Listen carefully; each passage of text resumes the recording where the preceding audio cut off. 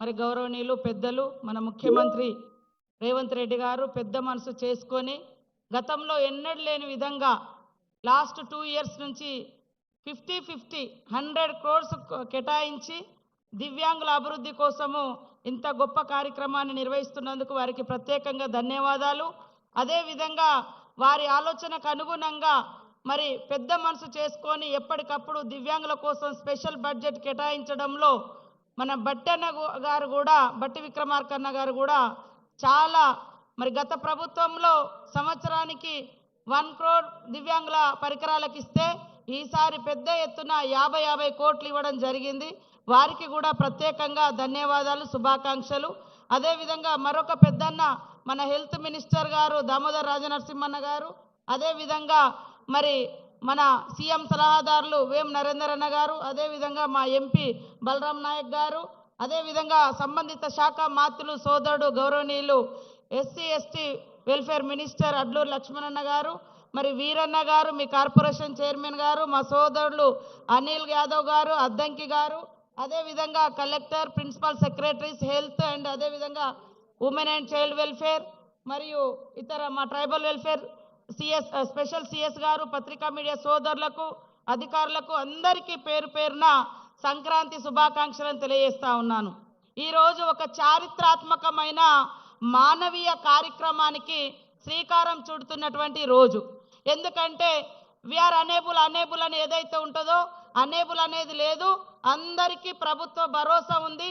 ప్రతి ఒక్కరు కూడా ఎబిలిటీ ఉండే విధంగా ఈరోజు ఈ యొక్క 3 చారిత్రాత్మకమైనటువంటి మానవీయ కోణంతో ప్రతి ఒక్కరి జీవితంలో వారు నిలబడాలనేటువంటి సంకల్పంతో మన ముఖ్యమంత్రి గారి ఆదేశాల అనుసారం బడ్జెట్ కేటాయింపు కానీ మరి పరికరాలు అందించడం కానీ చేయడం జరుగుతూ ఉంది. దివ్యాంగుల సహాయ పరికరాల పంపిణీ, చిన్నారుల కోసం బాల భరోసా, వృద్ధుల కోసం ప్రణామ్ డే కేర్ సెంటర్లు ఈ వీళ్ళందరూ కూడా కొంచెం సొసైటీలో రకరకాల ఇబ్బందులు ఎదుర్కొన్నప్పటికీ అలాంటి వాళ్ళందరికీ ప్రభుత్వం ఉంది. అందుకనే ప్రణామ్ సెంటర్లన్నీ కూడా మన తల్లిదండ్రులు లాంటి పెద్దవాళ్ళ కోసం, వృద్ధులు ఏ ఆసర లేక ఎవరు పట్టించుకోక ఇబ్బంది పడుతుంటే మరి అలాంటి సెంటర్స్ పెట్టి వాళ్ళలో ఒక మానసిక ఉల్లాసాన్ని, ఆనందాన్ని, ఒక స్థైర్యాన్ని ఇవ్వాలి అని. అదేవిధంగా చిన్న పిల్లల కోసం కూడా బాల భరోసా ఈ పేరు నేనే ముఖ్యమంత్రి గారి దగ్గరికి సూచించా, అంటే ఒక 5-6 పేర్లు తీసుకపోతే బాల భరోసా పెట్టండి అని మన ముఖ్యమంత్రి గారే ఇవ్వడం జరిగింది. మరి బాల భరోసా అంటే చిన్నతనంలోనే వినికిడి కానీ, చేతులు పనిచేయకపోవడం, కాళ్ళు పనిచేయకపోవడం, ఇది హాస్పిటల్ నుంచి అంగన్వాడీ సెంటర్ వరకు ఈ యొక్క లింక్ ఉండే విధంగా హాస్పిటల్లోనే ఇట్లాంటివన్నీ గుర్తించడం, మరి అదేవిధంగా వాళ్ళని అంగన్వాడీ సెంటర్ల వరకు కూడా చేర్చేటువంటి కార్యక్రమం. చిన్నతనంలోనే వాళ్ళలో ఉన్నటువంటి ఈ ఫిజికల్ లోపాలు ఏవైతే ఉన్నాయో అవి ఐడెంటిఫై చేసి మా గౌరవ పెద్దలు మన దామోదరన్న గారి నాయకత్వంలో వాళ్లకు హెల్త్ కేర్ ఇచ్చి యాక్టివ్గా చిన్నతనం నుంచే అన్ని బాడీలో అంత యాక్టివ్గా అవయవాలు పనిచేసే విధంగా ట్రీట్మెంట్ ఇచ్చేటువంటి కార్యక్రమం.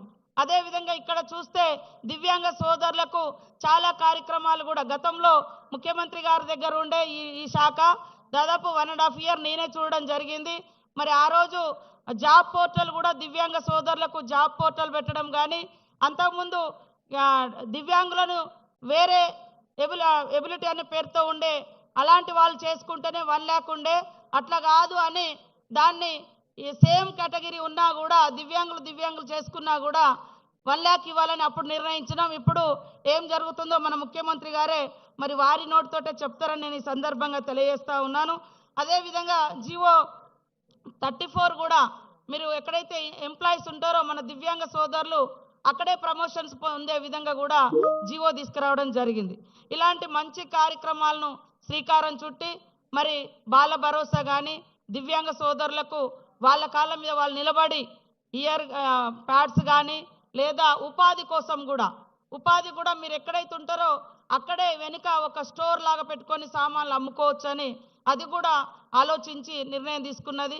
కాబట్టి ఇవన్నీ కూడా ఉపయోగించుకొని మీ జీవితాలలో మీ సొంతంగా మీ కాళ్ళ మీద మీరు ఎదిగే విధంగా ఈ ప్రభుత్వం ఉంటుందని తెలియజేస్తూ అందరికీ శుభాకాంక్షలు, ధన్యవాదాలు.